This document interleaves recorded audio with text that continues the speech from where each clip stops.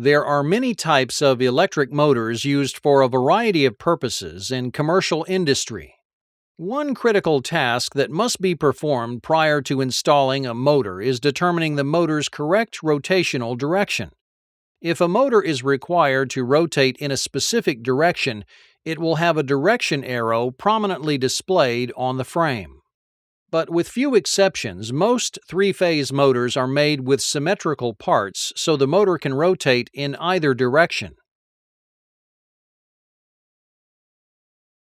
Since these multi-directional motors are equally efficient in either direction, there's no standard direction of rotation. Therefore, when a three-phase motor is first connected, it may run in either direction, and technicians must be careful to install it properly.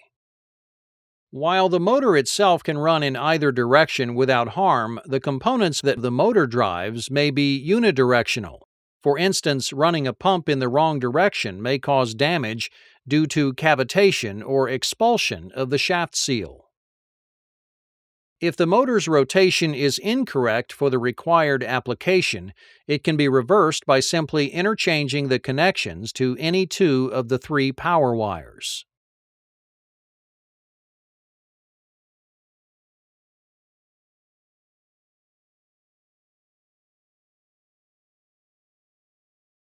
While many motors are three-phase and easily reversible, others are not. For non-reversible motors, you must be very careful to check and double-check that the correct rotation is specified.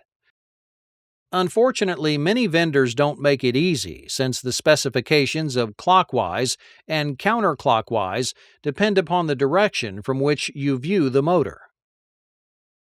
In general, for most electric motors, rotation is specified as clockwise or counterclockwise when viewed from the opposite end of the shaft. This is sometimes called the lead end, since the electrical wires or leads typically connect on this end. By contrast, the rotational direction for hydraulic pumps is specified as clockwise or counterclockwise rotation when viewed from the shaft end. Manufacturers use different descriptions to label both motors and pumps. Some standard labeling conventions are shown here. If a motor or pump is not labeled on the frame, consult the manufacturer for specifications.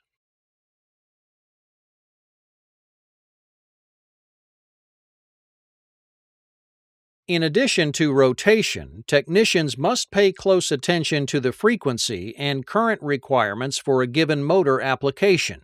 Frequency and current can be related by two primary equations.